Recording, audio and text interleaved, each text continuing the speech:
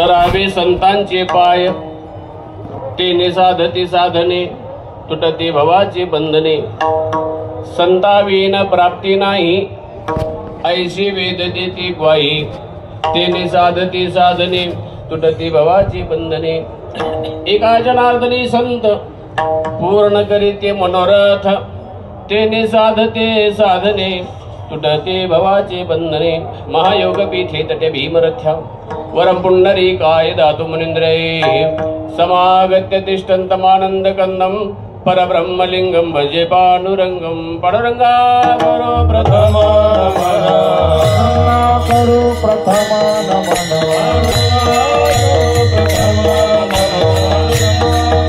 प्रथम नमन. तुषारी चरणा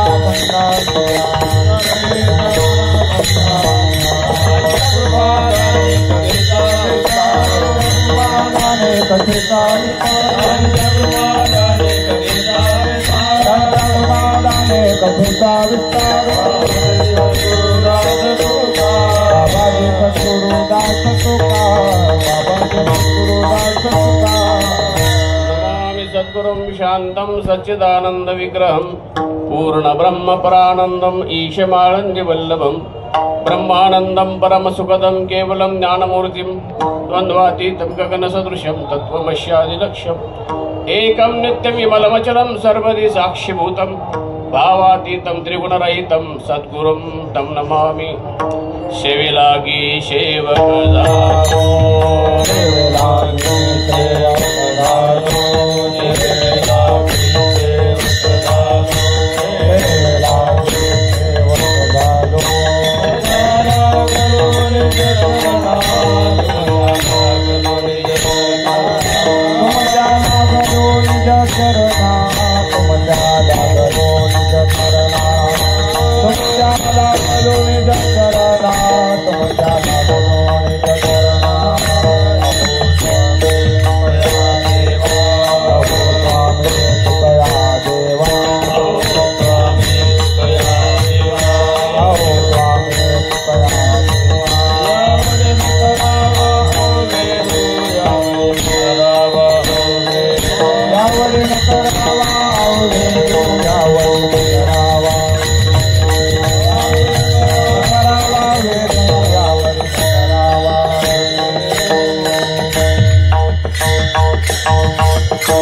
प्राप्तीशी उपाय, धरावे संतांचे पाय.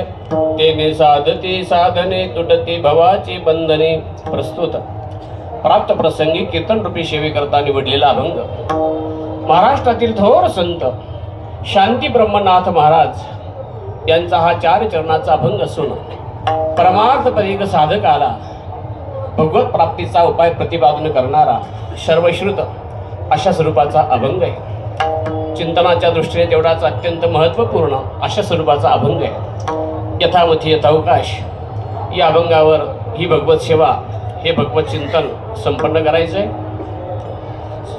स्वानंद सुखनिवासी जोग महाराजांचा हा दरबार आहे. या ठिकाणी हा सर्व सिद्धांचा आणि साधकांचा समुदाय आहे. आणि ज्ञानेश्वर महाराजांचा त्याकडे समाधी सोहळा आहे. ही पर्वणी आहे. महाराष्ट्रामध्ये प्रतिवार्षिक येणाऱ्या ह्या पर्वण्या आहेत. ज्ञानोबारायांचा समाधी सोहळा कार्तिक वद्य त्रयोदशी प्रतिवार्षिक येणार आहे. तुकोबारायांचा सदेह वैकुंठ गमन सोहळा माघ वद्य द्वितीया बीज प्रतिवार्षिक येणारी आहे. त्याचप्रमाणे शांती ब्रह्मनाथ महाराजांचा त्या ठिकाणी जलसमाधी सोहळा हाही प्रतिवार्षिक येणार आहे. या प्रतिवार्षिक येणाऱ्या पर्वण्या ही महाराष्ट्रीय समाजासाठी पर्वणी आहेत. सर्व साधकांना आपला काळ सार्थकी लावण्यासाठी आणि परमार्थ जीवनातील 2 पाऊल पुढे टाकण्यासाठी हे अत्यंत महत्त्वपूर्ण अशा पर्वण्या आहेत. म्हणून भाविक अत्यंत भक्तिभावाने प्रतिवार्षिक या सर्व संपन्न केल्या जातात. जोग महाराजांच्या दरबारामध्ये प्रतिवार्षिक ही भक्ती साधना, ही परमार्थ साधना, परमार्थ सोहळा अत्यंत निष्ठेने, भक्तिभावाने आणि उत्साहाने संपन्न केला जातो. आता इथे सर्वच कीर्तनकार आहेत, फक्त एकच आहे, कोणीतरी उभा राहायचंय आणि सेवा करायची. आदेशाप्रमाणे, संस्थेच्या आदेशाप्रमाणे एक जणांनी उभा राहायचंय आणि सेवा करायची, एवढंच आहे. सर्वच त्या ठिकाणी नित्य संत वाङ्मयाच्या व्यासंगामध्ये, चिंतनामध्ये, अठंतरामध्ये आपल्याला त्या ठिकाणी पाहायला भेटतात. तेव्हा ही अशा पद्धतीने सेवा आहे. अर्थात हे सर्व परवानगी आहेत, हे समाधी सोहळे आहेत. चालू असणारा हा ज्ञानोबारायांचा संजीवन समाधी सोहळा आहे. त्या निमित्ताने सर्वत्र कार्यक्रम संपन्न होतात. आजची सेवा माझ्या वाट्याला आलेली आहे, हे मी माझं परम भाग्य समजतो. कारण इथे आल्यानंतर संस्थेच्या काळातील सर्व स्मृती माझ्या जागृत झाल्या. वैकुंठवासी ब्रह्मलीन सद्गुरु भोलेबा, निकम बाबा, पांडुरंग महाराज वैद्य, दत्तसिंग बाबा, वैद्य महाराज, ही सर्व महान महान मंडळी की ज्यांनी महाराष्ट्र घडवला. हे जे रूप दर्शत आहे ह्या महान विभूतींचं समर्पण आहे. या समर्पणातून उभं राहिलेली त्या ठिकाणी ही स्थिती आहे. आणि एक 100 वर्ष पूर्ण झाले. 100 वर्ष पूर्ण होऊन त्या ठिकाणी शतकपूर्तीचे सोहळे, देदीप्यमान सोहळे, अद्वितीय अप्रतिम सोहळे सर्व महाराष्ट्राने अनुभवले. हे महाराष्ट्र, हे संस्थेचं वैभव आहे. आणि संस्थेचं वैभव म्हणजे फर्निचर नसतं, इमारत नसते. संस्थेचं वैभव म्हणजे माणसं असतात. आपण सर्व भाग्यवान आहेत, आपल्याला ही माणसं भेटली. दिसताना ही मनुष्य आहेत, पण असताना ही सर्व देव आहेत. ते झालं ते ज्ञानाचे बिंब, तयांच्या वैभव सुखाचे कुंभ, ईर माणूस बनते भांब, लौकिक भागू. दिसताना ते मनुष्य आहेत, पण असताना देव आहेत. कारण या मंडळीने नसतं उपदेश केला नाही, या अगोदर जगलेले आहेत, परमार्थ जगले. श्रुती स्मृतीचे अर्थ आपणचे होनी मूर्त, अनुष्ठाने जगा देत वडील जे. ही वडीलकी आहे. आपल्याला हे पाहायला भेटले, त्यांच्यात आपल्याला नांदायला भेटलं, त्यांचे 4 शब्द ऐकायला भेटले, हे आपलं अनेक जन्माचं पुण्य आहे, अशी आपली प्रामाणिक भावना आहे. आणि म्हणून अशा या महान विभूती त्या ठिकाणी 100 वर्षामध्ये विमल आत्मज्ञानाने नटलेली, दृढ अप्रोक्ष ज्ञानाने परिपूर्ण अशी मंडळी आपल्याला त्या ठिकाणी पाहायला भेटली.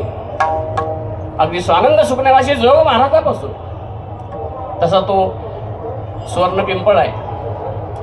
एक उभा ज्ञानोबारांच्या दारामध्ये, पण ही संस्थारूपी दुसरा सुवर्ण पिंपळ आहे की ज्या स्वर्ण पिंपळाला ही सर्व महान पानं एक एक लागली.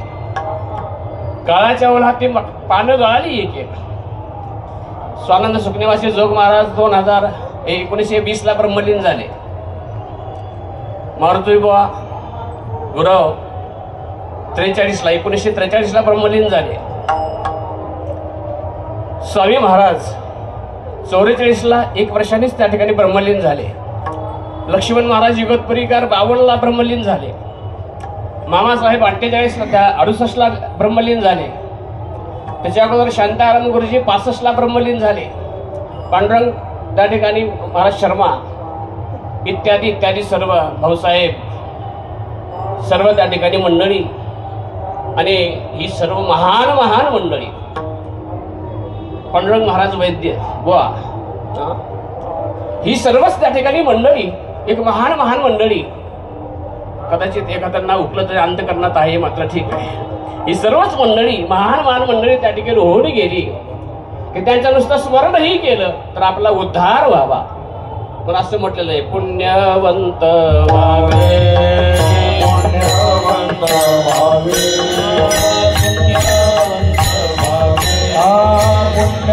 पुण्यवंत व्हावे.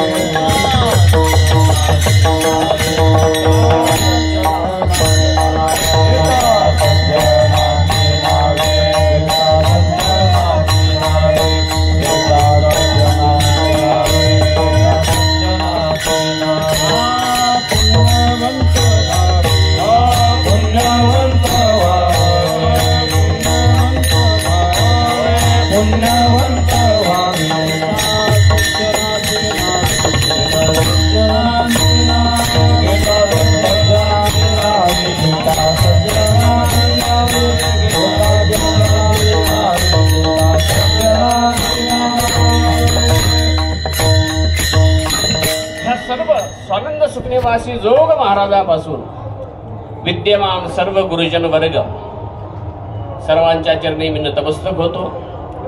परमपूज्य पूजनीय शास्त्री महाराज, परमपूजनीय परीक्षक गुरुवर्य आदरणीय परमपूजनीय संदीपान महाराज, आदरणीय दादा आणि सर्व थोर थोर एकाहून एकाचे मनोव्यापारी ही उभी असणारी सर्व महान मंडळी आहेत. सर्वांच्या चरणी नतमस्तक होतो आणि अल्पबुद्धीप्रमाणे सेवा त्या ठिकाणी संपन्न करण्याचा प्रयत्न करतो. सेवेचा अभंग नाथ महाराजांचा आहे आणि नाथ महाराजांचा जर विचार केला तर मी आता सांगितलं हे समाधी सोहळे नाथांचा असेल, तुकाराम महाराजांचा असेल, ज्ञानोबारायांचा असेल, ही मंडळी फार थांबली नाहीत. गुरुवर्य सद्गुरू विठ्ठल महाराज बोले बुवा सांगायचे, मोठी माणसं येतात आणि काम झालं की उभ्या पावलाने जातात, असं त्यांचं वाक्य असायचं. ते फार थांबत नाहीत. नाथ महाराजांचा जीवनपट 66 वर्षाचा आहे. ज्ञानेश्वर महाराज 22व्या वर्षी समाधिस्थ झाले. तुकाराम महाराजांनी फक्त 40 वर्षे पूर्ण केली असं त्या ठिकाणी आपण पाहतो. पण यांचे समाधी सोहळे हे आपण त्या ठिकाणी पाहतो. या तिन्ही संतांच्या वाट्याला यात फार मोठा संघर्ष आला किंवा संतांच्या वाट्याला संघर्ष हा असतोच आणि त्यामुळं त्यांचं जीवन या पद्धतीने त्या ठिकाणी तयार होतं. विठाला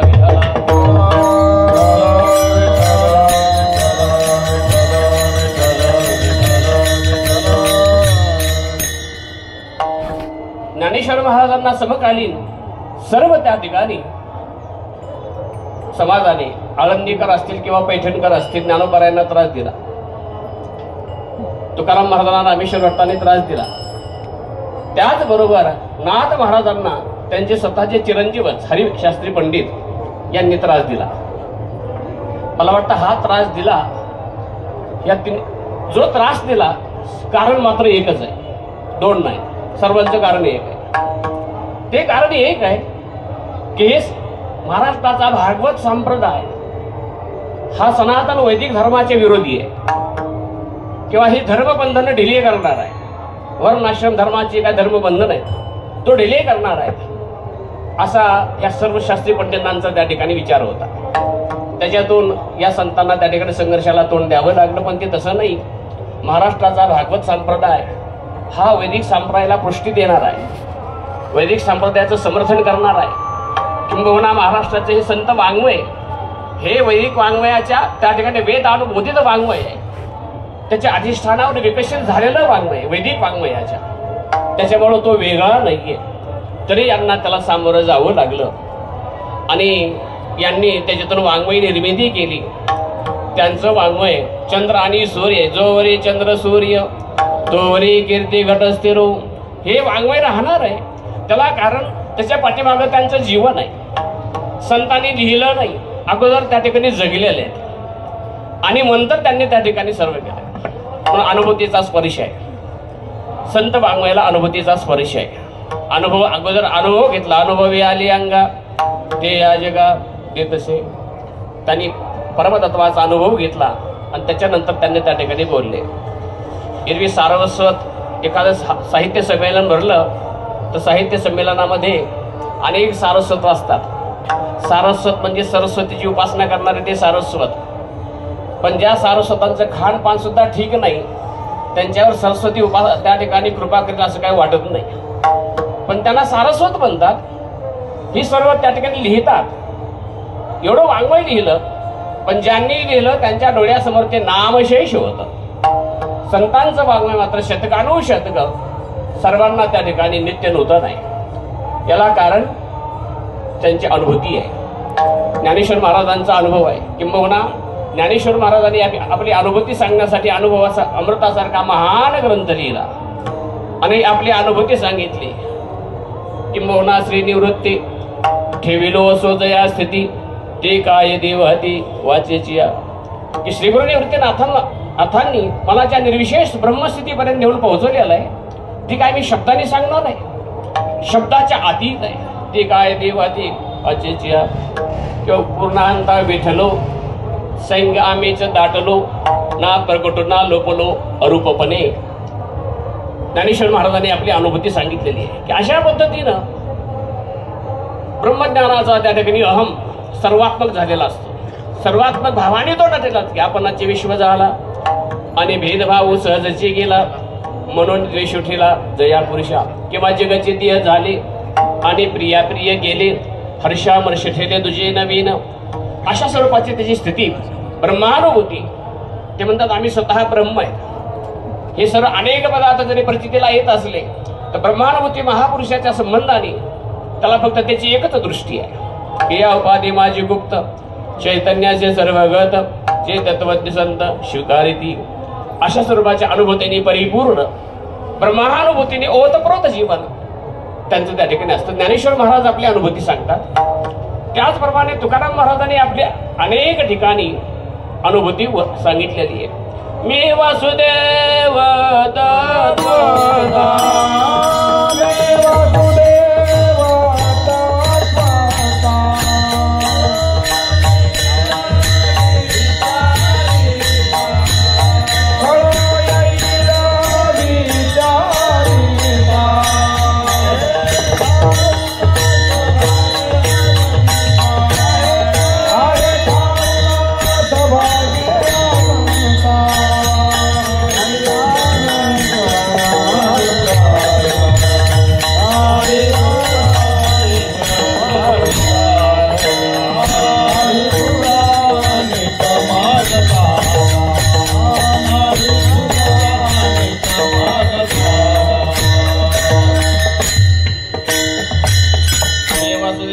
दत्त कळो येईल विचारित. अर्थात तुकाराम महाराज आपली ही परमार्थिक अनुभूती सांगतात.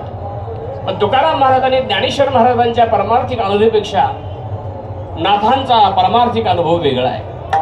कारण नाथांच्या घरी भगवान परमात्म्याने 36 वर्ष काम केलं.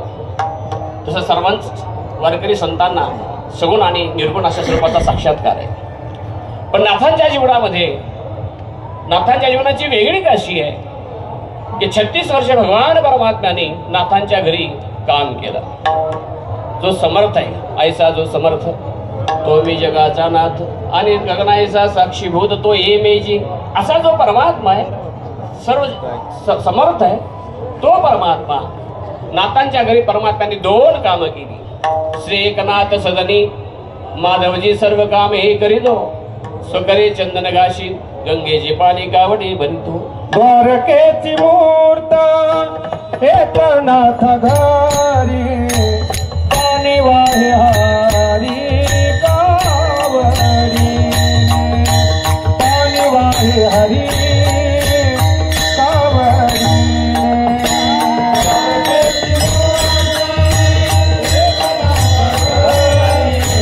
पाणी वाहे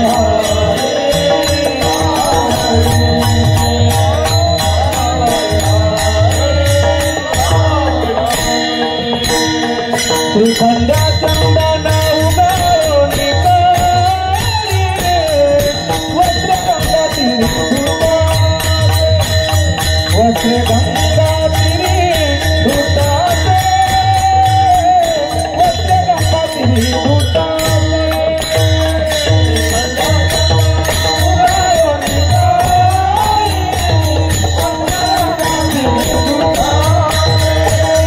वस्त्र गंगा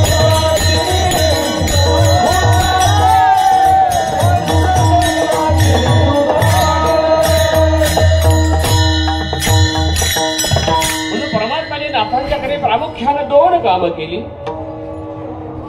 गंगेचं पाणी भरायचं आणि नाथांना चंदन उघडवून द्यायचं. इतरही कामं त्या ठिकाणी संपन्न केली. तेव्हा सगुण रूपाने परमात्मा नाथांना 36 वर्षे प्राप्त होता. जो परमात्मा नाथांना सगुण रूपाने प्राप्त होता तो निर्गुण रूपानेही प्राप्त होता. पण सगुण आणि निर्गुण उभयात्मक स्वरूपाने जो परमात्मा संत श्रेष्ठ नाथ महाराजांना प्राप्त होता त्याच्या प्राप्तीचा उपाय नाथ महाराज अभंगाच्या पहिल्या चरणामध्ये सांगतात. हरी प्राप्तीची उपाय धरावे संतांचे ते पाय धरावे संतांचे ते पाय धरावे संतांचे ते पाय. हरी प्राप्तीची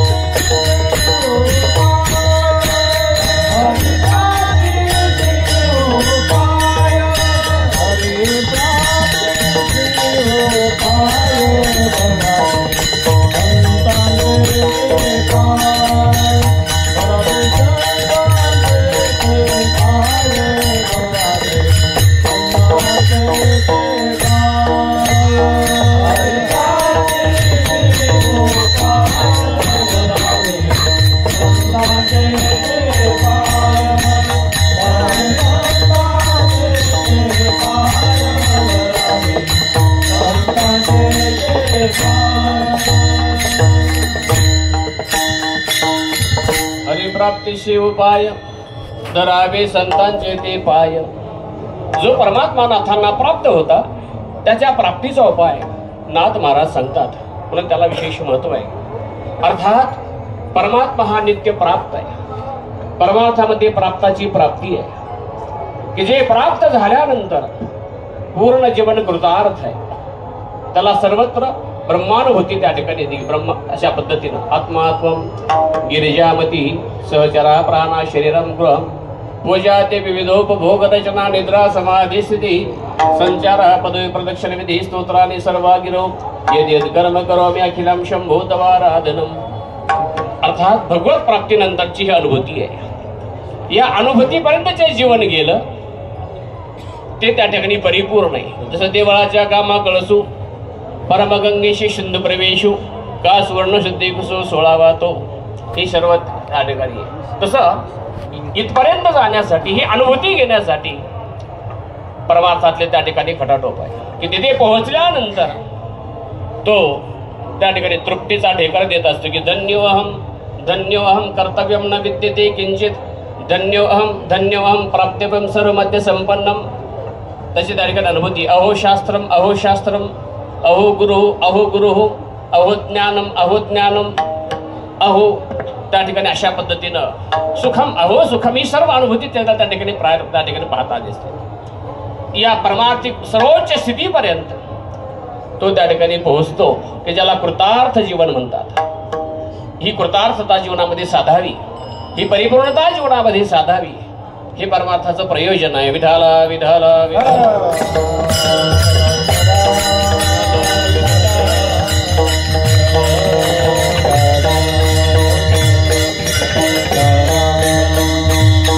आणि असं झाल्यानंतर त्यांचे उद्गार आहेत कामनाई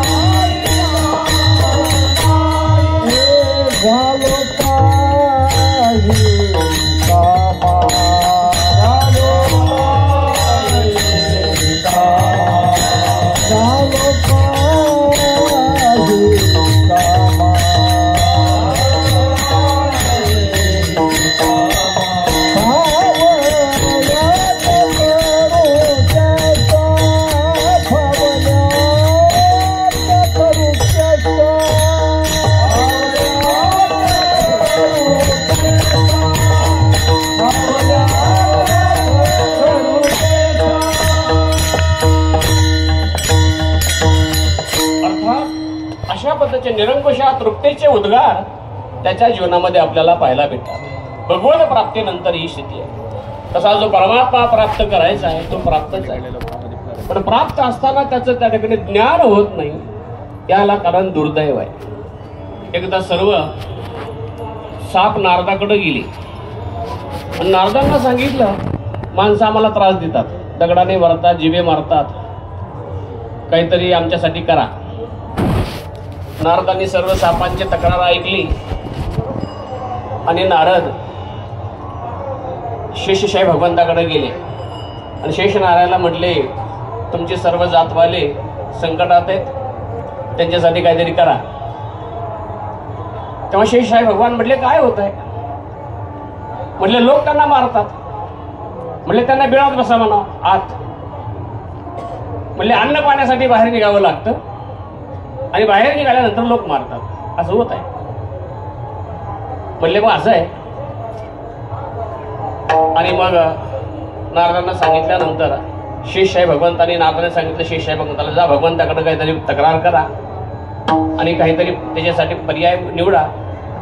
शेषशाही भगवान भगवंताकडे गेले. भगवंताला सांगितलं नित्य आम्ही तुमच्या सेवेत आहोत, आमच्यावर एक कृपा करा. आमचे जे जातवादी सर्व मंडळी आहेत ते संकटात आहेत, ते कसं तरी अपमानास्पद जीवन जगतायत, त्यांच्यासाठी काही करत आलं तर करा. भगवंताने सांगितलं.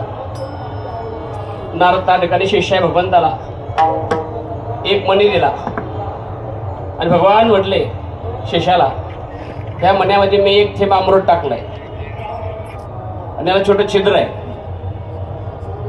हे सापांना द्यायचं. नारदांना सांगा, नारदाकडे देऊन टाका आणि सापांना द्यायचं सांगा. आणि जसा जसा हा मणी दिला जाईल वाटला जाईल तसा तो वाढत राहील. एक थेंब प्रत्येक त्या ठिकाणी मण्यामध्ये अमृत आहे. लहान छिद्र आहे, छिद्र शोधायचं, त्याच्यातून जीभ आत घालायची आणि अमृताचं पान करायचं. म्हणजे सापांना कुठली भीती नाही. सर्व त्या ठिकाणी अशा पद्धतीने ते करतील. फक्त छिद्र शोधणे, आतलं अमृताचं प्राशन करणे हा पुरुषार्थ आहे. हे त्यांनी त्या ठिकाणी करावं लागेल. आणि मग हे सर्व मणी दिले. नारदांनी सर्व त्या ठिकाणी मणी आणले, सर्व सापांना वाटले. सर्वच त्याचा त्या ठिकाणी मनांचा प्रकाश पडला. सापांनी विचार केला दिवसा बाहेर पडून भागत नाही, दिवसा जर बाहेर पडलो तर हे सर्व मानव स्वार्थी आहे, आपल्याला मारतील, मनीही घेऊन जातील. तेव्हा संध्याकाळी बाहेर पडू.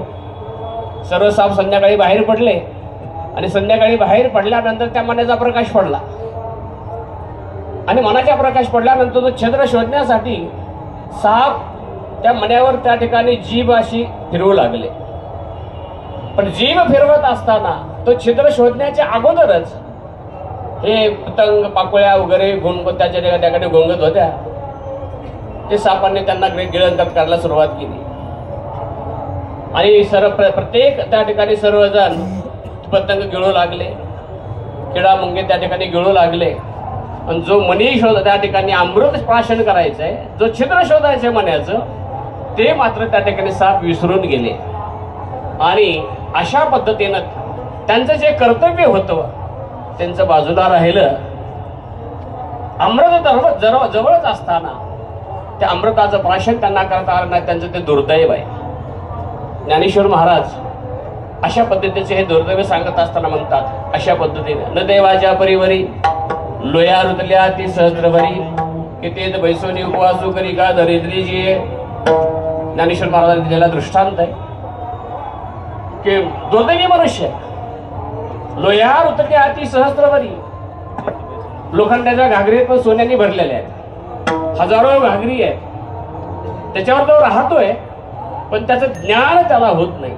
त्याला कारण त्याचं दुर्दैव आहे. तैसा हृदयामध्ये मी रामू असदा सर्व सुखांचा आरामो की भ्रांतासी कामो विषयावरी बहुमृग जळाने खोडी डोळा थुंकीच्या अमृताचा गिळीता गळाला डोळीला परुष बांधला गळा शुक्तिका लाभे तैशी अम्मा मतेचे रवडसवडी माते नभवतेची बापुडी ते जन्म मरणाचे दुथडे दौडत ते ठेली.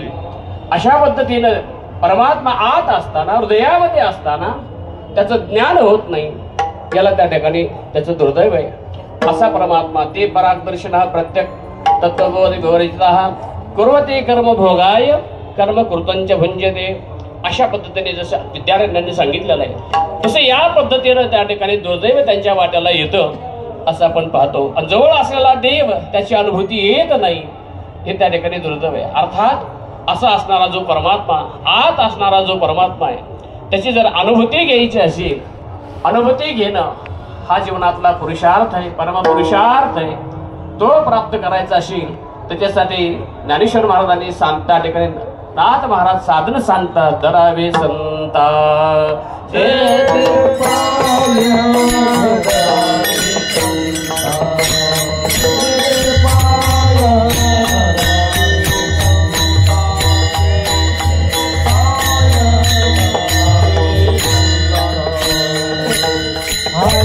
प्राप्तीची उपाय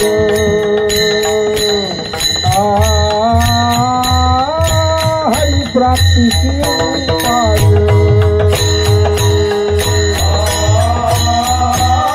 हरी प्राप्तीची उपाय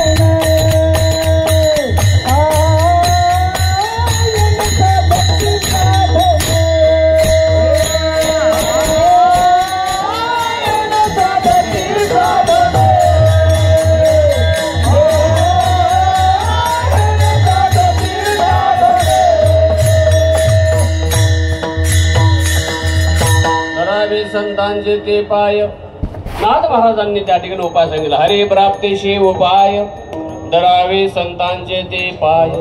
संतांचे पाय धरावे अर्थात संत सेवा आहे. संतांची सेवा ही उद्धाराचं अमोघ साधन आहे. नाथांनी त्याचं वर्णन केलेलं आहे. अर्थात त्याच्यासाठी समर्पण आहे. संतांच्या पायावर समर्पण असावं लागतं. गुरुवर्य विठ्ठल महाराज झुले गुरुवर्य बुवा म्हणायचे, मी 15 वर्ष गुरुजींना शांताराम गुरुजींना डब्बा भरून दिला नाही. गुरुजी 4ला उठायचे, बुवा म्हणायचे मी 3ला उठायचो. आणि अशी 15 वर्ष ही सेवा केली. अर्थात हा सेवेचा आदर्श आहे. आपल्याकडं जास्त पाहूनच शिकायचं. या ठिकाणी पाहून शिकण्याचा जास्त प्रकार आहे. गुरुवर्य जी मंडळी आहेत त्यांचा जो त्या ठिकाणी सर्व खऱ्या अर्थाने आचार्य हा शब्द आचार्य शिक्षकाला म्हणतात. आचिरोतेच्या शास्त्रार्थम आचार्य स्थापयत्यपि स्वयंपि आचर्यस्तु आचार्य स्मृतः. पण खऱ्या अर्थाने ज्याचं आचरण आहे तो आचार्य. बुवांनी आपल्याला सांगायचं की जवळपास 15 वर्ष 3ला उठून सेवा केली. आणि अशा पद्धतीनं त्यांनी आपलं परमार्थ जीवन परिपूर्ण केलं. अनेकांना वटवृक्षाप्रमाणे त्यांनी सावली दिली. आपण सर्व त्यांच्या सावलीला बसणारी आहे, त्यांचं अनुसरण करणारी आहेत, त्यांच्या मागं चालणारी आहेत, त्यांच्या पावलावर पाऊल टाकून त्या ठिकाणी चालण्याचा प्रयत्न करणारी आहेत. हळूहळू त्या ठिकाणी चालायचे. आमच्याकडं गुरुवर्य रामकृष्ण महाराजांनी 2002-3ला मोठा नाम सप्ताह केला होता. आता माझ्याकडे एक संस्थान आहे. मला वाटतं माझ्याकडे संस्थान आहे तुम्हाला सांगायची गरज नाही पडणार होती. साधू शिवरामपुरी भट संस्थान वरबगाव आळंदी क्षेत्रामध्ये जो मधुकरी आश्रम आहे 25 वर्षापासून अन्नदान सुरू आहे. ते अन्नदान सुरू आहे. त्याला कारण रामकृष्ण महाराजांचा गुरुवर्य रामकृष्ण महाराजांचा शुद्ध भाव, निर्भेक्ष भाव. आता आळंदीत बरेच अन्नदान झाले सुरू, आपण बघितलेले आहेत. बरेच अन्नदान झाले, टिकले कोणाचे नाही. आता कोणी सुरू केले आणि कोणाकोणाचे बंद झाले हे सांगण्यापेक्षा रामकृष्ण महाराजांनी जे अन्नदान सुरू केलं ते 25 वर्षापासून आजही सुरू आहे. आता संस्थान म्हटल्यानंतर गट तट अमुक तमुक मी तो थोडं असतं ते आमच्याही वाट्याला आहे. बऱ्याच मंडळीला ज्ञात आहे. त्याला तोंड देत आम्ही आले होते इथपर्यंत. त्याला तोंड द्यावंच लागतं, त्याला काय पर्याय नाही, ते अपरिहार्य आहे तोंड देणं. आणि ते तोंड देत असताना जीवनातला बराच वेळ अपव्यय होतो, वेळ जातोच. केवळ कीर्तन करणं वेगळं आणि बाकीच्या सर्व गोष्टी सांभाळणं वेगळं. संस्थान सांभाळायचं म्हणजे झाडू घ्यायचा नसतो, डोक्याला जास्त कामं असतात, डोक्याला फार कामं असतात, अनेक कामं त्या ठिकाणी पाहावं लागतं. आणि हे सांभाळत असताना हे सर्व गोष्टी, आता रोज आम्ही एक कीर्तन करतो, कमीत कमी एक कीर्तन रोज करावं लागतं. कीर्तन करतो म्हणजे करावं लागतं एवढंच आहे असे. पण हे करत असताना ते एक चांगले महात्मे होते. मला एक समाधान एवढंच आहे की आळंदी सोडून तिथे गेलो, ते महात्मे चांगले होते. गुरुवर्य शास्त्री महाराज ते गुरुबंधू आहेत, ते बरोबर होते. ते जगन्नाथ महाराज पवार, गुरुवर्य अण्णा, गुरुवर्य शास्त्री महाराज हे बरोबरच आहेत. गुरुवर्य संदीपान महाराज 2 वर्षांनी काही ते मागे असतील. पंडोग महाराज गुले, बाजीराव महाराज, जगन्नाथ महाराज ही सर्व मंडळी बरोबरची. ते एक 70चं दशक, संस्थेचं 70चं दशक. त्या काळात सर्व संस्थेत असायचं, विद्यार्थी संस्थेत राहायचे. एके दिवशी ब्रह्मलीन गुरुवर्य जगन्नाथ महाराज पवार मला म्हटले, तुमचे रामकृष्ण महाराज म्हणजे त्या काळामध्ये आठवड्याला 1 रुपया द्यावा लागायचा संस्थेला, आणि मोठेवाने त्यांच्याकडे कोटी दिली होती सांभाळायला. काही 1 वर्ष होती कोटी त्यांच्याकडे. आणि मग ते करत असताना हे सर्व विद्यार्थ्यांना 1-1 रुपया द्यावा लागायचा. मला जगन्नाथ महाराज पवार अण्णासाहेब म्हटले तुमच्या त्यावेळेस मला 1 रुपया नसायचा म्हणले द्यायला त्यांच्याकडं भाजीसाठी. आणि तेवढ्यामध्ये म्हणजे त्या 1 रुपयाच्या बदल्यात रामकृष्ण महाराज म्हणले माझ्याकडून भांडे घासून घ्यायचे. संस्थेमध्ये भांडे घासायचं काम त्याच्याकडून त्या करून घ्यायचं म्हणलं असं. आणि आळंदीमध्ये भेटल्यानंतर काय बुवा एवढं बोललं की म्हणजे समाधान व्हायचं. काय जादू होते म्हणजे त्यांच्या वाणीत, आणि काय त्यांचं वैशिष्ट्य होतं. पण एरवी महाराज म्हटल्यानंतर सुद्धा किंवा अनेक त्या ठिकाणी उपाध्या लावून आम्हाला कोणी वर्णन केलं तरी त्याचं काही विशेष वाटत नाही. पण मंदिरात अगर इकडे तिकडे आळंदीमध्ये काय बुवा बरं आहे का, एवढं जर रामकृष्ण महाराज म्हटले तर म्हणले मला त्या ठिकाणी अतिशय आनंद वाटायचा. असं त्या ठिकाणी ते होतं. त्यांनी अन्नदान सुरू केलं. निरपेक्ष व्रती, शुद्ध अंतकरण, ज्या अंतकरणाला कुठलाच त्या ठिकाणी स्पर्श नाही अशा स्वरूपाचं त्यांचं त्या ठिकाणी होतं. आचार-विचाराने संपन्न अशा स्वरूपाचं व्यक्तित्व होतं. मी आळंदी सोडल्यासारखी मला असे महात्मा भेटलायचं मला समाधान नाही. आता 20 वर्ष झालेत. ग्रामीण भागामध्ये कार्यक्रम करावे लागते, ते सांभाळावं लागतं. जे घेतलं ते सांभाळायचं असतं. ते मामासाहेबांनी आपल्या संस्थेतून जाणाऱ्या सर्व मठाधिपतींना आणि सर्व धर्माचार्यांना एक संदेश आहे की मुलीने नांदायचं असतं, पाळायचं नसतं. आमच्याकडे बरेच वेळ पाळायचे प्रसंग आले. पण हा महापुरुषांचं जीवन, महापुरुषाचे संदेश आळंदीमध्ये काही आपल्या जमीत असल्यामुळं ते त्या काळामध्ये ऊर्जा देतात, त्या काळामध्ये बळ देतात आणि ते पुढे त्या ठिकाणी चालत राहते. आता हा मधुकरी आश्रम आहे. मला गुरुवारी मोठे बुवा एकदा म्हटले, तू आता तिथे गेलास ते आपलंच आहे, आपलं म्हणले बुवा. आणि अशा पद्धतीने म्हटले आपल्या विद्यार्थ्यांना तिथं घाल, आपल्या विद्यार्थ्यांची सोय करा, आपल्या विद्यार्थ्यांवर लक्ष ठेव, असं त्यांनी त्या ठिकाणी सांगण्याचं तात्पर्य असं होतं की बाबा अन्नक्षेत्र बरेच सुरू झाले, पण रामकृष्ण महाराजांनी ते सुरू केलं आणि अजून टिकाऊ स्वरूपात आहे. कारखाना म्हटलं की 2 गट असतात, शाळा म्हटलं की हेडमास्टरचा एक गट असतो, दुसरा एक गट असतो, गावात तर असतातच असतात. तसं संस्थांमध्येही 2 गट असतात. त्या गटांना त्या ठिकाणी आम्हाला त्या ठिकाणी तोंड द्यावं लागतं. त्याच्यात बरीच एनर्जी आमची वेस्ट होते. पण आता स्वीकारलंय ते पूर्ण करायचं आणि ते विधान समर्थपणे पूर्ण करतोय. सर्व त्या ठिकाणी परिसरातील सर्व मंडळी त्या ठिकाणी ज्ञात आहे सर्वांना मोठ्या प्रमाणात. अशा पद्धतीने अनेक ह्या सभा अर्थात गुलेबांना तिथं आणलं होतं. महाराजांचं त्यांचं प्रेम अतिशय होतं. त्या ठिकाणी आणलं होतं. त्यांचा कार्यक्रम झाले 2002ला मोठा उत्सव केला महाराष्ट्र. त्या काळामध्ये महाराष्ट्रामध्ये प्रसिद्ध आता उत्सव. तसा हा उत्सव प्रतिवार्षिकच आहे. मोठ्या प्रमाणात संपन्न होतो. आमच्याकडे हजारो लोक येतात. मोठ्या प्रमाणात अन्नदान संपन्न होतं. आम्ही फक्त निमित्त मात्र परंपरेने चालत आले त्या ठिकाणी ते चालतं सर्व. या पद्धतीनं ते संपन्न होतं. पण महाराजांचं जीवन, गुरुवर्य रामकृष्ण महाराजांचं असं होतं की ते अगदी पुत्रवत अनेक राजकारणी, मोठ्या पदावरची मंडळी महाराजांकडे मुलासारखे येतात लढीवाळपणे, आणि प्रत्येकाला त्यांनी त्या ठिकाणी मुलासारखं सांभाळलेलं आहे. आजही महाराजांचं नाव निघालं तर त्यांच्या डोळ्यात पाणी आहे. बऱ्याच वेळा अलीकडचा काळ असा की वडिलांसाठी मुलं त्या ठिकाणी डोळ्यात पाणी आणत नाही. पण मी गेल्यानंतर पाहिलं 10 वर्ष जवळपास महाराजांचं नाव घेतलं की 10-5 लोकांच्या डोळ्यामध्ये पाणी तरळायचं. अर्थात ही साधू वृत्ती महाराजांची होती. आपल्या संस्थेमध्ये जे काही अनेक रत्न महाराष्ट्राच्या कानाकोपऱ्यामध्ये आहेत, जी त्या ठिकाणी संस्थेचे ध्येय धोरण, आचार विचार, संप्रदायाच्या निष्ठा समाजाला शिकवतात, समर्पित भावाने शिकवतात, अशापैकी त्यांचं त्या ठिकाणी होतं गुरुवर्य रामकृष्ण महाराजांचं. आज या जो मधुकरी आश्रम आहे देहू रोडला, अनेक विद्यार्थी तिथं प्रसाद घेतात. ते चाललेलं आहे त्याला कारण त्यांचा शुद्ध भाव रामकृष्ण महाराजांचा, आणि त्याच्यामुळे ते त्यांच्या पश्चातही चाललेलं आहे.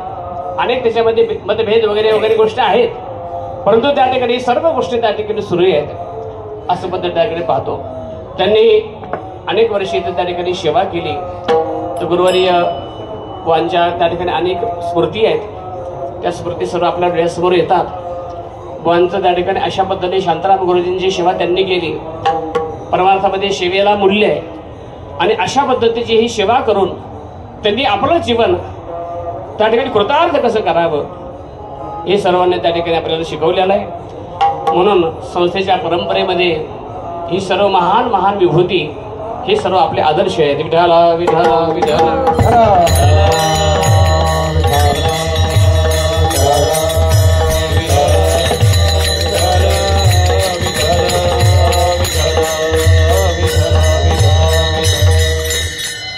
म्हणून अशा पद्धतीने ही सेवा आहे.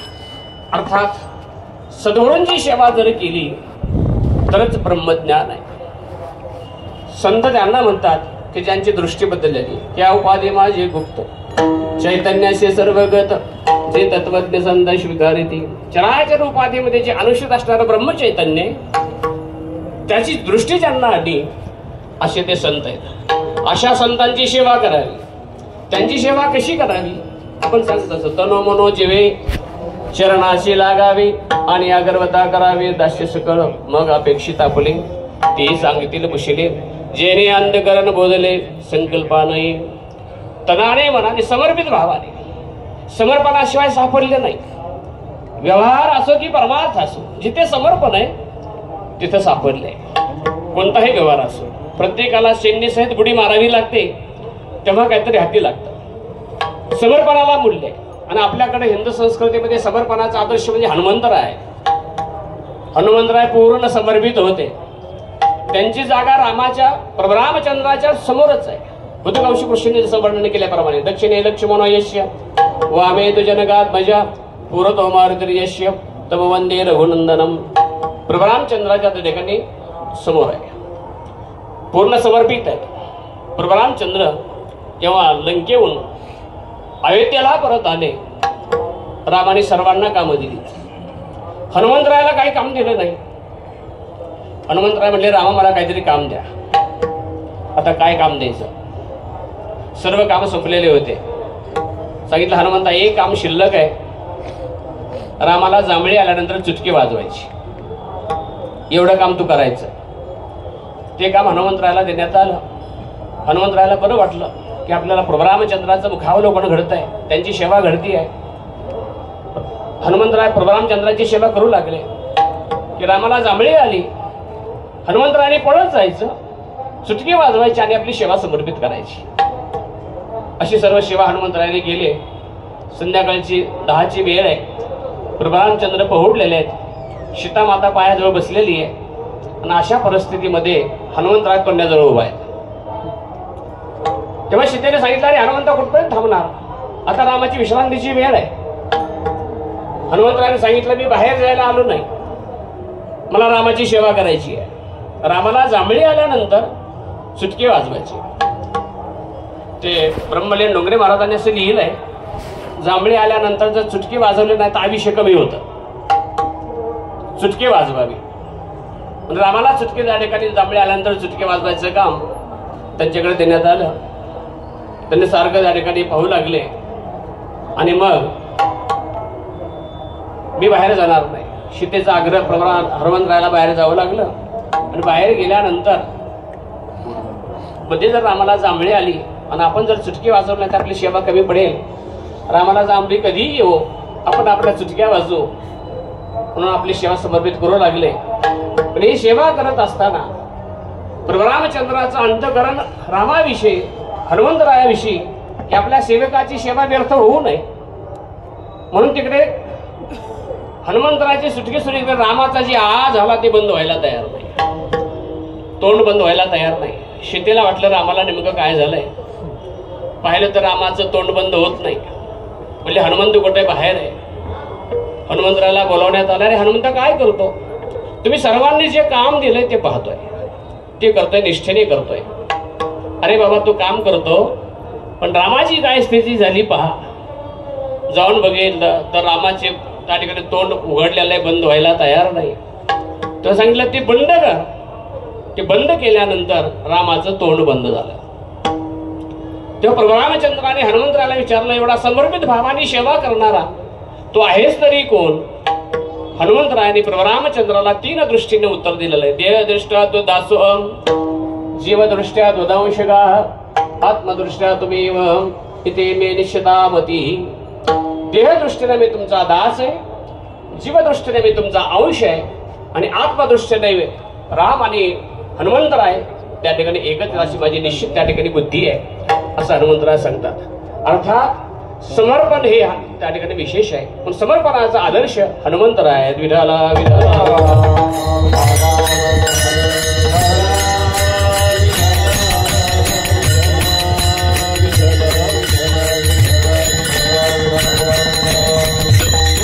समर्पित भावाने भक्ती कशी करावी हा आदर्श त्या ठिकाणी हनुमंतरायाने शिकवल्यामुळं तुकाराम महाराज त्यांना प्रश्न विचारतात की भक्तीच्या वाटा कोणत्या आहेत. काय भक्तीच्या त्या वाटा, काय भक्तीच्या त्या वाटा, काय भक्तीच्या त्या वाटा,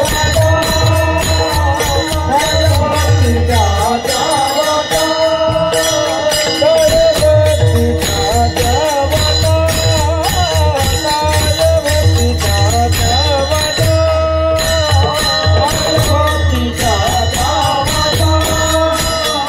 काय भक्तीच्या त्या वाटा, काय भक्तीच्या त्या वाटा मध्ये जावया सुबता, काय भक्तीच्या त्या वाटा मध्ये जावया सुबता, मध्ये जावया सुबता, काय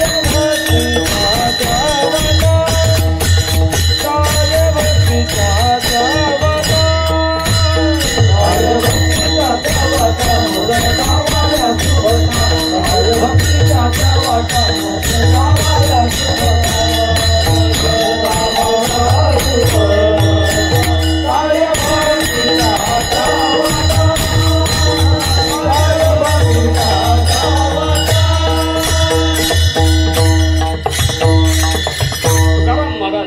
हनुमंतरायाला त्या ठिकाणी विचारतात कारण समर्पणाचा आदर्श हनुमंत. तसं शिष्याचं समर्पण गुरुच्या पायाजवळ गरजेचं आहे.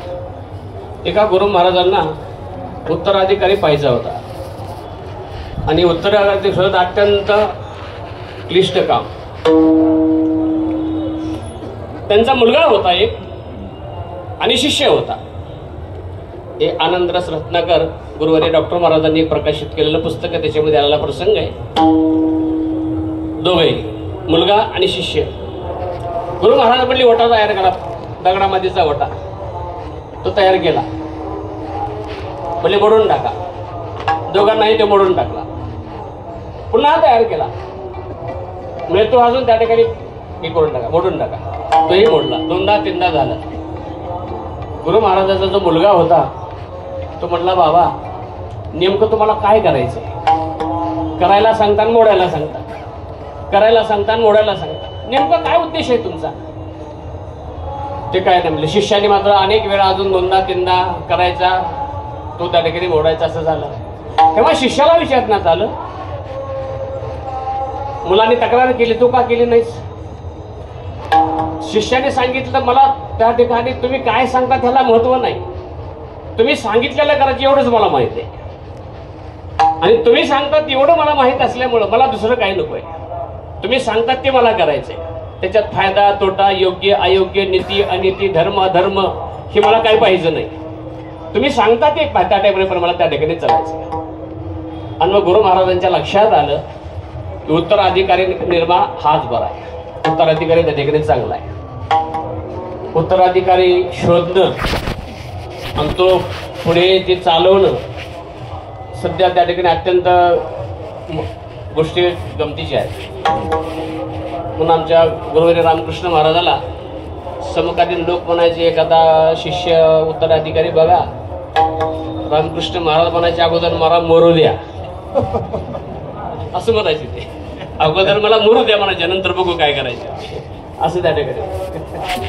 पण ते अगोदर नागेश्वरी महाराज होते, परमपूज्य महाराजांना माहिती आहे, मन महाराजांना माहिती आहे. ते तुकाराम महाराजांसाठी विभूती होती, महान पोचलेली विभूती होती, अतिशय पोचलेला महात्मा, म्हणजे ईश्वर तुल्य निष्ठा लोकांच्या. आजही त्यांचं नाव घेतलं की साष्टांग दंडवत, अशी पद्धत आहे ती. नागेश्वरी महाराज होते, पुढे रामकृष्ण महाराज, त्यांचा योग आला. पण रामकृष्ण महाराजांनी मात्र ते त्या ठिकाणी केलं, मात्र एवढं की त्यांची पुण्य अशी होती. त्याच्यानंतर आमची योजना झाली, त्यांच्यानंतर 9 महिन्यांनी मी गेलो तिथे, आणि नंतर त्या ठिकाणी जवळपास 20 वर्षापासून, आता 20 वर्ष झाले, 20 वर्षापासून मी सेवा माझ्या पद्धती करतोय आणि बिना तक्रार करतोय. असं त्या ठिकाणी कोणाची तक्रार काही नाही, असं त्या ठिकाणी आपण पाहतो. आणि म्हणून ही सेवा आहे आपण पाहतो. अर्थात उत्तराधिकारी कसा करावा, त्यासाठी तो समर्पित आहे का नाही, त्याचं समर्पण कमी त्या ठिकाणी पूर्ण असलं पाहिजे. तो जर समर्पित असेल तरच तो जवळ केला पाहिजे, हा नियम आहे. असताना आपण त्या ठिकाणी पाहतो. म्हणून शिष्य हा समर्पित असावा लागतो गुरूंच्या ठिकाणी. संसारामध्ये पत्नी ही पतीच्या ठिकाणी समर्पित असावी. एक भगिनी, माता भगिनी एका महात्म्याकडे गेली, म्हणली महाराज मला बोलायचं आहे. म्हणले काय? म्हणले आमचे मालक बिघडलेत, आता काय करावं? आता मालक बिघडलेत म्हणल्यानंतर महात्म्याकडला बिघडलेत म्हणजे काय झालं, नेमकं काय करा? दारू पितात, पत्ते खेळतात, नेमकं काय करतात? म्हणजे त्यांना पेमेंट वाढलंय, त्याच्यामुळे एका परदेशी स्त्रीचे त्यांचं प्रेम झालंय आणि त्याच्यामुळं ते माझ्याकडे पाहत नाहीत. आता मी काय करू? महात्म्याचा उपदेश निरपेक्ष असतो, दूरदृष्टीचा असतो, समोरच्याच्या हिताचा असतो. महात्म्याने सांगितलं, त्याने धर्म सोडला, तू सोडू नको. त्याने जरी धर्म सोडला असेल तर तू माझा तुझा धर्म सोडू नकोस, हे तुझं कर्तव्य आहे. महात्म्यावर तिचा विश्वास होता, त्याने समर्पित भावाने सेवा केली. महात्म्याने सांगितलं, तू त्याला सांग, जिच्याशी तुझं प्रेम आहे त्याला बाहेर ठेवू नको, घरी आण, आणि घरी आल्यानंतर तिला सांभाळ. तू सेवा कर, जेवण वाढ, कपडे धु, घर स्वच्छ कर, गृह करते सर्व कर, तू तर सर्व त्या ठिकाणी करत राहा आणि तू अशा पद्धतीने कर. महात्म्याच्या शब्दावर शब्द होता असल्यामुळं त्याने सांगितलं, पतीला सांगितलं, तू तिला बाहेर ठेवू नका, तिला घेऊन या, मी सांभाळते, मी सेवा करते. त्याप्रमाणे तिला त्या ठिकाणी आणलं, सर्व सेवा केली. पण काही दिवसांनी त्याला त्या ठिकाणी अतिशय असाध्य व्याधी झाली. आणि म्हणजे आलेली होती परदेशी, ती काही गृहलक्ष्मी नाही, गृहदेवता नाही. आपल्या भारतीय स्त्रिया गृहलक्ष्मी आहेत, गृहदेवता आहेत. आणि मग जशी आली होती तशी निघून गेली, आलेली. आणि ती निघून गेल्यानंतर हा मात्र व्याधीग्रस्त असताना आरडत होता, ओरडत होता. हे सर्व त्या ठिकाणी असं चाललं होतं. त्यावेळेस ती धर्मपत्नी होती, तिने सेवा केली त्याची पूर्ण. दवाखान्यामध्ये पडला असताना तो आरडायचा, ओरडायचा. मग ते म्हणले, बघा आरडा ओरडा करण्यापेक्षा असं करा, तुम्ही आपलं देवाचं नाव घ्या, देव सर्व नीट करेल, देवावर विश्वास ठेवा, तुम्ही देवाचं नाव घ्या. पत्नीवर विश्वास ठेवून देवाचं नाव घ्यायला सुरुवात केली. देवाच्या नामाचं सामर्थ्य, त्याची तब्येत बरी होत होत होत आली. 8-15 दिवसामध्ये तो ठणठणीत झाला. आणि झाल्यानंतर हे पती पत्नी दोघं जण महात्म्याकडे गेले आणि म्हणले, महाराज, तिने सांगितलं, मग तुमच्या शब्दावर मी विश्वास ठेवला आणि मी माझं समर्पण सोडलं नाही, माझा धर्म सोडला नाही. त्याचा परिणाम आज माझा सुखाचा संसार आहे, माझा संसार चांगला चालला. आता संसारामध्ये पत्नीचं समर्पण कधी त्या ठिकाणी पडू नये. माझ्याकडे असे उदाहरण आहेत की ज्यांचे 25 लाख 30 लाख पॅकेज आहेत. त्यांचं संसारी जीवन अत्यंत त्या ठिकाणी डिस्टर्ब आहे. अनेक समस्या आहेत त्यांच्या जीवनामध्ये. आणि त्याच्या उलट काय 2 लाख 3 लाख कमवणारे साधे माणसं आहेत, त्यांच्या जीवनात मस्त चाललेलं आनंदात जीवन जगतात. हे आपण त्या ठिकाणी पाहतो. कुठेतरी समर्पण, संसारामध्ये पत्नीचं समर्पण असावं आणि परमार्थामध्ये त्याचप्रमाणे शिष्याचं समर्पण असावं. ते समर्पणाचा प्रकार म्हणजे शिष्याने गुरुच्या पायावर मस्तक ठेवावं. विठाला विठाला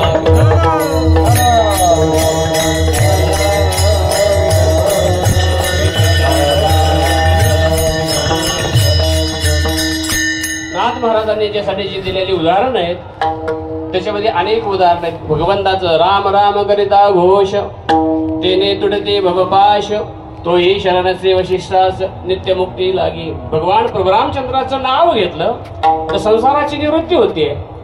पण ते स्वतः वशिष्ठ मुनींच्या समोर शरण आहेत. पुढे भगवान श्रीकृष्ण परमात्म्याचं उदाहरण दिलं.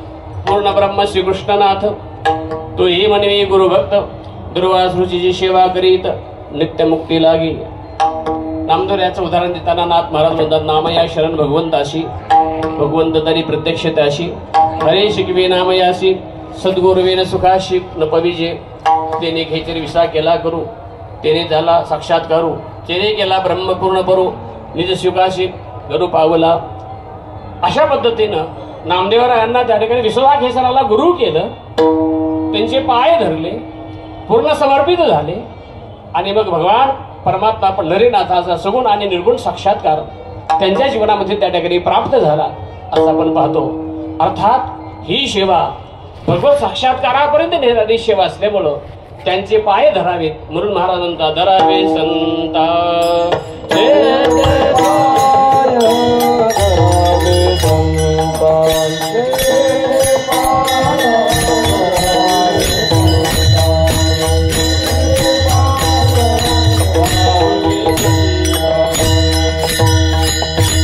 हरिप्राप्तीचे उपाय, धरावे संतांचे ते पाय.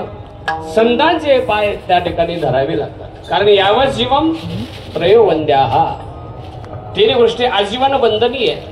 वेदांत शास्त्र आजीवन आहे, बंधनीय आहे. गुरु जीवनभर बंधनीय आहे. वेदांतो गुरु आणि ईश्वर जीवनभर त्या ठिकाणी बंधनीय आहे. त्यांच्या संबंधाने कृतज्ञतेचा भाव आजीवन आपण त्या ठिकाणी सांभाळला पाहिजे. अगोदर ज्ञानप्राप्तीसाठी आणि त्याच्यानंतर कृतज्ञता दोष येऊ नये एवढ्यासाठी त्यांची सेवा त्या ठिकाणी करावी लागते, असं त्या ठिकाणी भाग आहे. नंतर गुरु शिष्यामध्ये बऱ्याच वेळा भांडण पाहायला भेटतं. एकदा फडातले गुरु शिष्य होते, कुस्तीतले, आणि विद्यार्थी असा चांगला तयार केला तो पहिलवान. पण पहिलवान तयार केल्यानंतर त्याने अनेक गाजवलं, कुस्त्या बऱ्याच केल्या आणि करून परत आला. आणि आल्यानंतर गुरु महाराजांच्या पाया पडला. म्हणला, महाराज, मी एवढ्या एवढ्या कुस्त्या केल्या, एवढ्या एवढा पराक्रम केला. गुरु महाराज, बरं झालं बाबा, तुझं यश म्हणजे माझं यश आहे, तुझं मोठेपण माझं मोठेपण आहे. ठीक आहे. शिष्य म्हटलं, महाराज ठीक आहे, एवढे सर्व झालं, पण आता माझी एक इच्छा राहिली. म्हणले, काय? सर्व पहिलवान पाडले, फक्त आता एक जण पाडायचा राहिला. गुरु महाराज म्हणले, आता कुणाला पाडायचं राहिलं? म्हणले, आता तुम्हालाच पाडायचं राहिलंय. गुरु महाराजांनी अगोदर पडती बाजू घेतली. जाऊ द्या, काय कसतंय, मी आपला वृद्ध आहे, तू तरुण आहेस, माझं तुझं कुठं जमायचं, एज ग्रुप नाही, वेज ग्रुप नाही, पडती बाजू घेतली. आणि जी माणसं पडती बाजू घेतात ना त्यांना डोक्यावर बसायचं असतं. मला तर लाजच वाटते आणि मला तर हेच वाटतं आणि मला तर तेच वाटतं, समजा तर डोक्यावर बसणार आहे. रामेश्वर भट्टाचे वंश आहेत म्हणायचे ते परंपरेतले. असं आपण त्या ठिकाणी पाहतो. आणि मग त्यांनी त्या ठिकाणी पाहिलं. गुरु महाराज म्हटले आता माझं कसं काय जमन बाबा, आता तू तरुण पोरगा, मी वृद्ध आहे, आता कुस्ती कशी जमायची आहे. नाही मला त्या ठिकाणी कुस्ती खेळलीच पाहिजे. तुम्ही शिष्यानी गुरु महाराज म्हटले म्हणतोस तर ठीक आहे, होईल कुस्ती. आणि गुरु शिष्यांची लागली कुस्ती. संप्रदायामध्ये गुरु शिष्याच्या बऱ्याच कुस्त्या आहेत. हे काही इथं सांगायची गरज नाही. कुठे कुठे काय काय आहे ते आपण त्या ठिकाणी पाहतो. आणि ती कुस्ती लागली गुरु शिष्याची. पण गुरु त्या ठिकाणी निष्णात होते, अनुभवी होते. त्यांनी अगदी 0 मिनिटामध्ये त्याला आसमान दाखवलं. पाठ लावली त्याची. आणि पाठ लावल्यानंतर परत गुरु महाराजांच्या लाजला तो, गुरूंच्या पाया पडला. कारण शिष्याने पुन्हा पुन्हा पाया पडावं असं जर गुरुला अपेक्षित असेल तर काही क्षमता सांभाळून ठेवाव्या लागतात. हा नियम आहे, कोणताही क्षेत्र असो. आणि त्या पाया ठेवलेल्याच असतात. गुरु महाराज अनुभवी असतात. आणि मग त्याने त्या ठिकाणी पाया पडला. आणि मला गुरु महाराज आजपर्यंत मी तुमच्याकडे राहिलो, तुम्ही मला एवढे डाव शिकवले, पण आजचा डाव काही शिकवला नाही. गुरु महाराज म्हणले आजचा डाव स्पेशल तुझ्यासाठीच ठेवलेला होता. कारण मला माहित होतं की एक दिवस तू माझ्या बरोबर कुस्तीला उठणार आहेस. अर्थात ही कृतज्ञता आहे. हा कृतज्ञता त्या ठिकाणी कृतज्ञतेचा भाव आहे. आपण नेहमी कृतज्ञ असावं. आपल्या परंपरेविषयी आपला कृतज्ञतेचा भाव असावा. नेहमी त्यांचं त्या गुरूंचं त्या ठिकाणी स्मरण असावं. अशातला त्या ठिकाणी भाग आहे.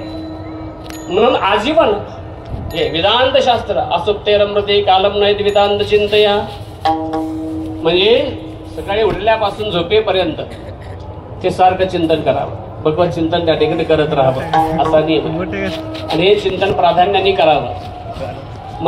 जीवनामध्ये कोणत्या कामाला किती प्राधान्य द्यावं, त्यामध्ये 100 कामं टाकून जेवण आहे, 1000 कामं टाकून स्नान आहे, 1,00,000 कामं टाकून दान आहे, आणि कोटी कामं कोटीम त्यक्त्वा हरिम भजे, कोटी कामं सोडायचे आणि भगवंताचं स्मरण करायचं. आपलं जे काय साध्य आहे त्याचा विचार करायचा आहे.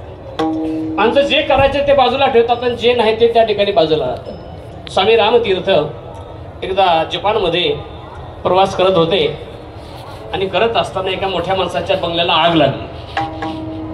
लोक धावत होते, विजवा विजवा विजवा. मोठ्याचा बंगला होता, विजवत होते. तेवढ्यामध्ये एक जवळचा सेवक आला. म्हणले आपण एक सर्व त्या ठिकाणी सामानाचा ढीग लावलाय, एवढं सामान आपण सांभाळलंय, पण आपल्या मालकाचा एकुलता एक मुलगा आतल्या घरामध्ये होता, त्याला बाहेर काढलंय का? म्हणजे त्याला बाहेर काढलं नाही. तो जळून त्या ठिकाणी मृत्युमुखी पडलेला होता. अर्थातच ढीग लावला सामानाचा, त्याचा उपयोग नाही. पण मानवी जीवनामध्ये प्राधान्याने अगोदर मुलाला वाचवावं का अगोदर सामान वाचवावं? तर अगोदर त्या ठिकाणी मुलाचा विचार करावा.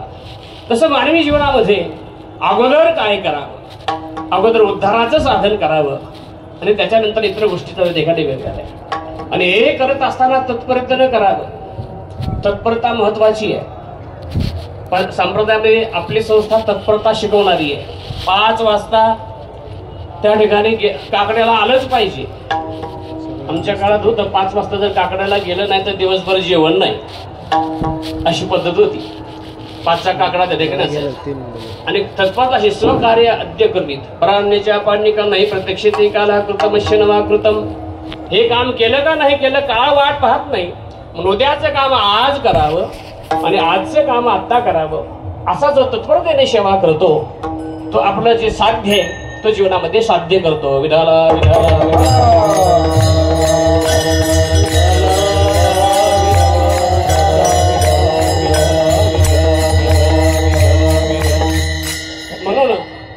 पद्धतीने ही सेवा सर्वांनी त्या ठिकाणी समजली. पण महाराज म्हणतात आम्ही संतांची सेवा करावी, कारण संत त्या ठिकाणी संत वेगळे आहेत आणि मुक्त वेगळे आहेत. म्हणजे संत हे मुक्त असतात, पण मुक्त हे संतच असेल असं नाही. अगोदर मुक्तता आहे, नंतर संतत्व आहे. संत त्या ठिकाणी आहेत. असे जर त्या ठिकाणी संत आहेत तर त्या संतांची सेवा करावी की जे निरपेक्ष बुद्धीने सर्वांच्या त्या ठिकाणी सेवा करतात. अशा पद्धतीचं ज्यांच्या अंतःकरणामध्ये मातृहृदय आहे, म्हणजे परिच्छिन्न मातृत्व, तर प्रचंड संतत्व म्हणजे मातृत्व आहे आणि अपरिच्छिन्न मातृत्व म्हणजे संतत्व आहे. मर्यादित संतत्व म्हणजे आई आहे आणि अमर्याद मातृत्व म्हणजे संत आहेत. संत हे जगासाठी, जगाच्या कल्याणा, संतांच्या विभूती, देह कष्टविती, परोपकारे, असं संतांचं जीवन असतं. आणि असे जे संत आहेत ते संत जगासाठी असतात. त्यांचे पाय धरावे, सिद्ध असतील, स्वतःच्या महिमेमध्ये राहणारे, पण जगासाठी जीवन जगणारे किती आहेत असा आपण त्या ठिकाणी विचार करतो. स्वतःसाठी जीवन जगणारे अनेक आहेत, जगासाठी जीवन करणारे. गुरुवर्य मारुतीबांच्या संबंधाने उभा महाराष्ट्र नतमस्तक आहे. नाव घेतलं की मान झुकते. कुठली ताकद आहे? आजीवन केलेली त्या ठिकाणी विद्यार्थ्यांची, त्या सर्व संस्थेची अनेक घडवलेले विद्यार्थी सर्वच त्या ठिकाणी गुरुवर्य. आपण त्यांचं त्या ठिकाणी सामर्थ्य पाहतो. म्हणून अशा पद्धतीचं ज्या ठिकाणी आपल्याला पाहायला भेटते ही संतत्व, ही संत वृत्ती ज्या ठिकाणी आपल्याला पाहायला भेटते त्यांच्या पायावर त्या ठिकाणी मस्तक ठेवलं पाहिजे. म्हणून मुक्त वेगळे आणि संत वेगळे. एक असा मुक्त महात्मा होता, त्याची ख्याती झाली. आणि महात्मा जर त्या ठिकाणी मुक्त असेल तर त्याची ख्याती होत राहते.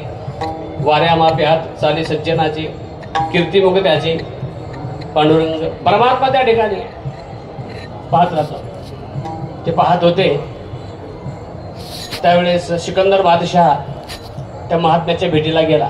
त्याला महात्मा चांगला पकड महात्मा आहे, आपण त्याच्या भेटीला जावं. सिकंदर बादशाह गेला. सिकंदर गेल्यानंतर महात्म्याच्या पाया पडला, त्याची ख्याती ऐकल्यामुळं. आणि पाया पडल्यानंतर महात्म्याने सिकंदरने सांगितलं, महाराज मी सिकंदर बादशाह आहे, मी एवढा त्या ठिकाणी पुरुषार्थ केला, एवढं धन कमवलं, एवढी सत्ता कमवली, एवढं माझं सामर्थ्य आहे. महात्मा म्हणले आशीर्वाद आहे, तुझं कल्याण असो, मला काय घेणं देणं नाही त्याच्याशी, त्याने सांगितलं. आणि मग सिकंदर बादशाहने सांगितलं, महाराज काहीतरी मागून घ्या, तुमच्या मुखात येईल तेवढं देण्याचं सामर्थ्य माझ्याकडे आहे, काय मागायचं ते मागा. आता काय मागायचं ते मागा म्हटल्यानंतर महात्म्याने सांगितलं, मला काही नकोय, मला कशाची आवश्यकता नाही, निष्कांचन आहे, मला काही नको आहे. सिकंदरने सांगितलं, काहीतरी मागा, काहीतरी मागा. तर सकाळचे 8 वाजलेले होते आणि महात्मा ऊन खात बसला होता. महात्म्याने त्यांना सांगितलं, सिकंदर बादशाहला, मला तू पूर्वीला उभा राहिलास, त्याच्यामुळे तुझी सावली माझ्यावर पडली आहे, तेवढं ऊन सोड, बाकी मला काही नको तुझ्याकडून, आणि मला बसू दे आपलं. अर्थात हा महात्मा आहे, सिद्ध पुरुष असू शकतो, पण तो सिद्ध असताना त्या ठिकाणी संत त्या ठिकाणी मात्र वेगळा आहे. वारकरी संप्रदायामध्ये जे संत आहेत ते सिद्ध तर आहेच, पण त्याच्यानंतर जगाविषयी, जगाच्या उद्धाराचं सामर्थ्य, जगाच्या उद्धाराची कळकळ त्यांच्या अंतःकरणामध्ये असल्यामुळं अशा संतांचे पाय धरावेत. म्हणून महाराज, धरावे संतांचे ते पाय, हरिप्राप्तीशी उपाय, धरावे संतांचे ते पाय, विठोबा रखुमाई.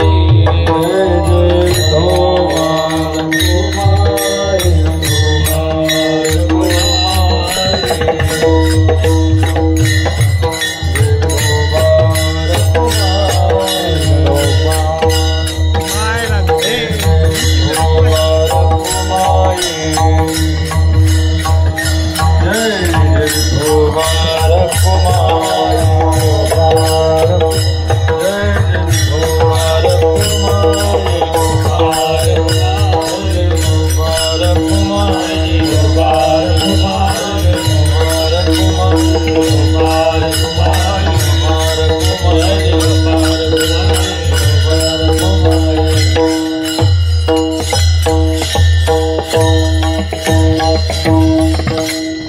प्राप्ती शिवपाय धरावे संतांचे जे पाय.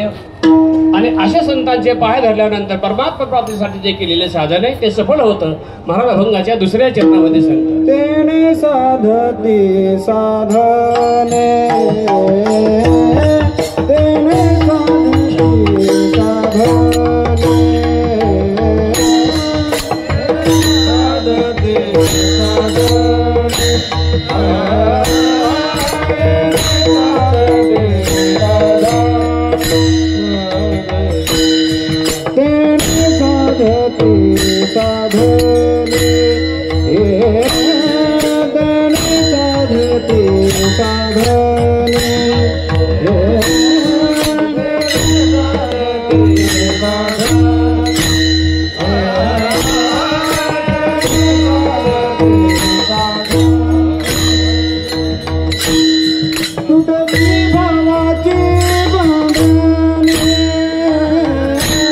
साधती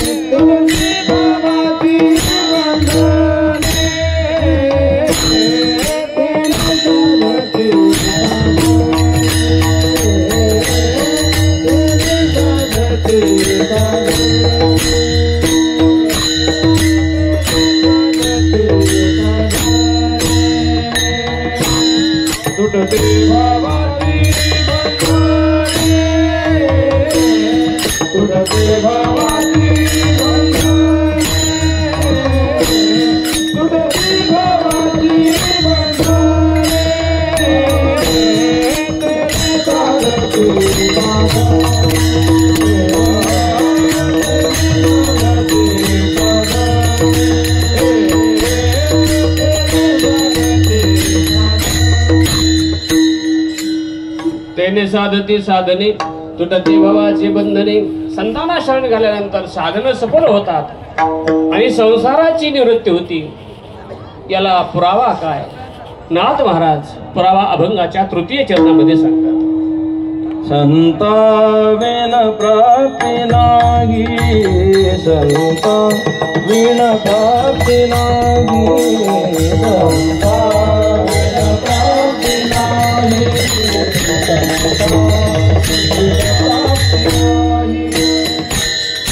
संता विन प्राप्ती नाही,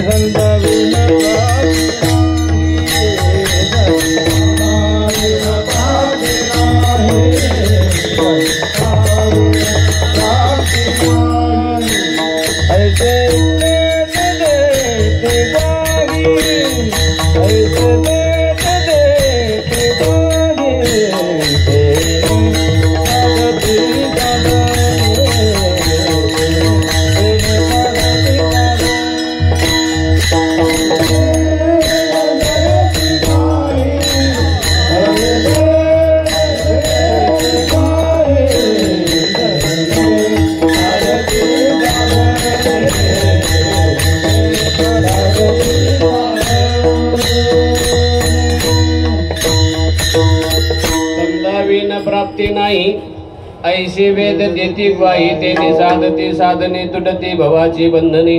संतांना शरण गेल्याशिवाय भगवत प्राप्ती होत नाही अशी वेद ग्वाही म्हणजे साक्ष देतात.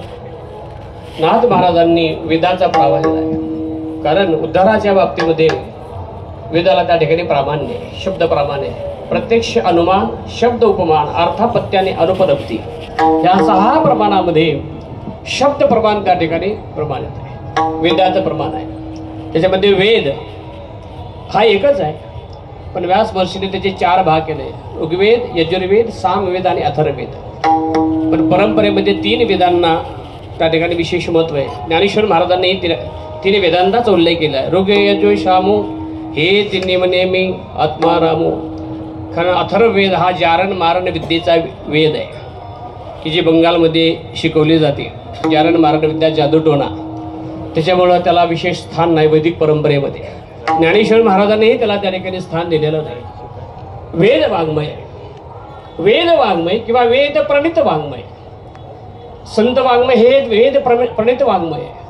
वेदाचे जे सिद्धांत आहेत जशाला तसे संत वाङ्मयामध्ये आपल्याला पाहायला भेटतात.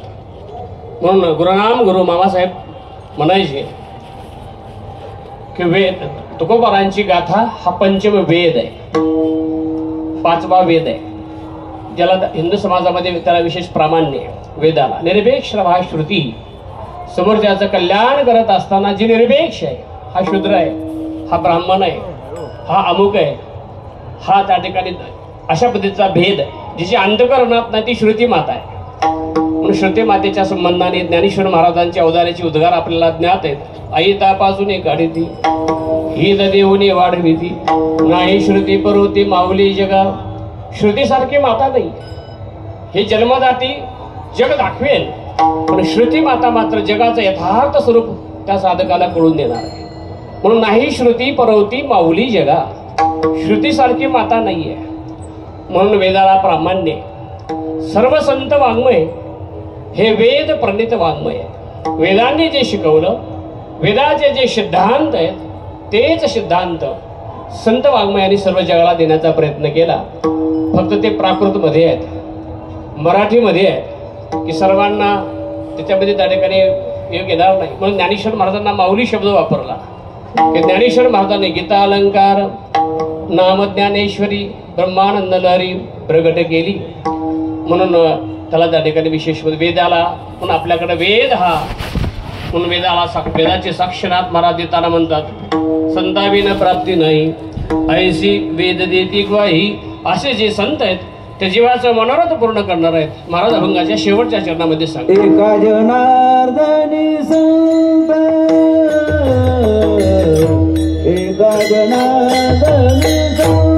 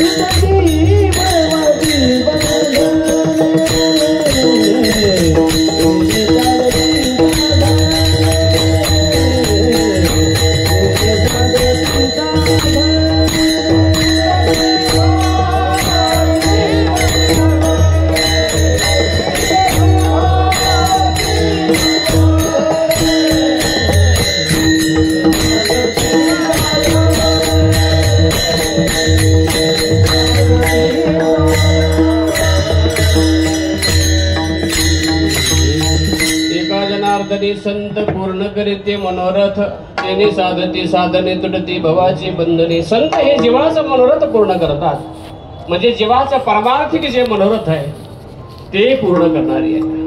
हा अभंग परमार्थपतिक साधकांसाठी असल्यामुळं त्या ठिकाणी जीवाचं मनोरथ पूर्ण करणारे आहेत. नाथांच्या समोर हे करत असताना ज्ञानेश्वर महाराजांचा आदर्श त्यांच्या डोळ्यात, नाथ महाराजांच्या डोळ्यासमोर आहे.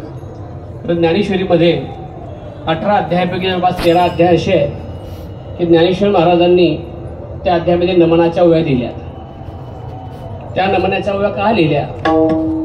एवढ्यासाठी लिहिल्या की सद्गुरू निवृत्तीनाथाच्या संबंधाने नाथ महाराजांच्या अंतःकरणामध्ये, ज्ञानेश्वर महाराजांच्या अंतःकरणामध्ये जो कृतज्ञतेचा भाव आहे तो अभिव्यक्त करण्यासाठी 13 अध्यायामध्ये नमन आहे. त्याच्यामध्ये सद्गुरूंसाठी कोणी सूर्याचं नमन आहे, आईच त्या ठिकाणी रूपकाने त्या सद्गुरूंचं वर्णन केलं. सद्गुरूंचं वर्णन करण्यासाठी, सद्गुरूंच्या संबंधाने वर्णन करण्यासाठी नाथ महाराजांनी ह्या सर्व ज्ञानेश्वर महाराजांनी 13 अध्यायामध्ये नमनाच्या ओव्या लिहिल्या. तिथे अनेक रूपकांनी त्यांचं वर्णन करून सद्गुरूंचं मोठेपण त्यांनी त्या ठिकाणी वर्णन केलं.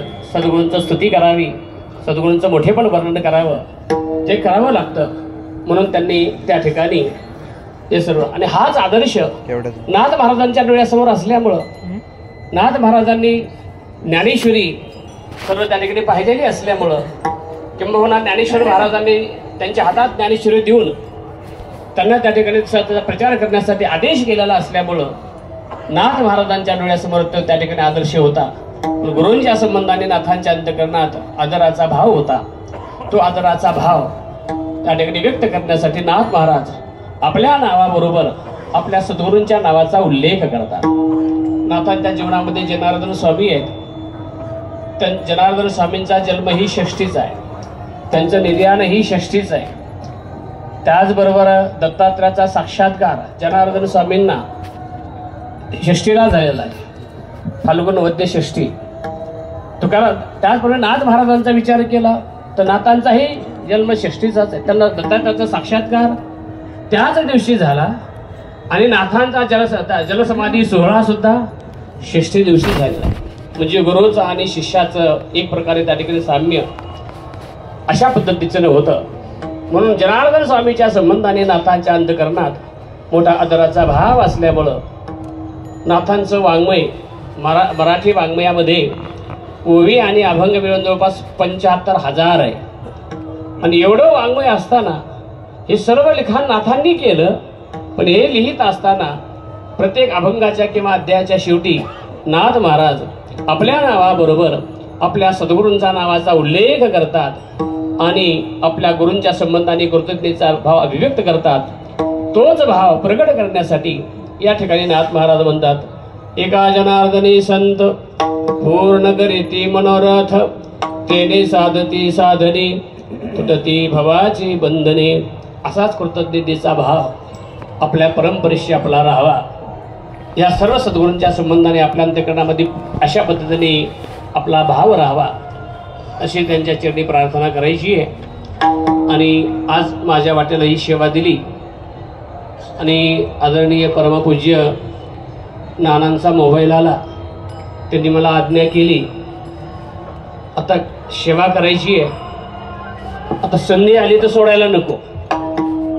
आणि म्हणून मी नानांना होकार दिला आणि यथासमय या ठिकाणी मी सेवा केली. तशी काही सांगण्याचं नाही, इथे काहीतरी घेऊन जायचं असतं. पण अनेक दिवसांनी सेवा आलेली आहे तर आता ही सेवा करावी. आणि सद्गुरूंच्या संबंधाने आपल्या जीवनातले काही क्षण, नश्वर हा देह त्या ठिकाणी जाणारच आहे, तेव्हा त्या ठिकाणी काही क्षण त्यांच्यासमोर त्या ठिकाणी सेवा करण्याचा योग यावा म्हणून नानांना मी लगेच होकार दिला. यथामती सेवा केली. अगोदर आवाज बसलेला नव्हता, पडलेला होता. आवाजाचं त्या ठिकाणी तरी बरंच संकट होतं. पण आता वेळेला त्या ठिकाणी मार्ग कसा काढायचा ते जोग महाराज बुद्धी देतात. त्याप्रमाणे त्या ठिकाणी ही सेवा यथामती का संपन्न केली. याच्यामध्ये जे आहे ते सद्गुरूंचं आहे, जे आहे ते माझ्या बुद्धीचे दोष आहेत. झालेली सेवा भगवतचरणी समर्पित करायची आहे. पुनश्च सर्व गुरुवाऱ्यांच्या चरणी जोग महाराजांच्या चरणी नतमस्तक होतो आणि पुढील काळामध्ये शेवटच्या श्वासापर्यंत आपलं त्या ठिकाणी परमार्थ जीवन कुठंतरी मार्गी लागावं त्यांच्या कृपेने अशी त्यांना त्या ठिकाणी करुणा भागायची आहे आणि झालेली सेवा भगवतचरणी समर्पित करायची आहे. ज्ञानेश्वर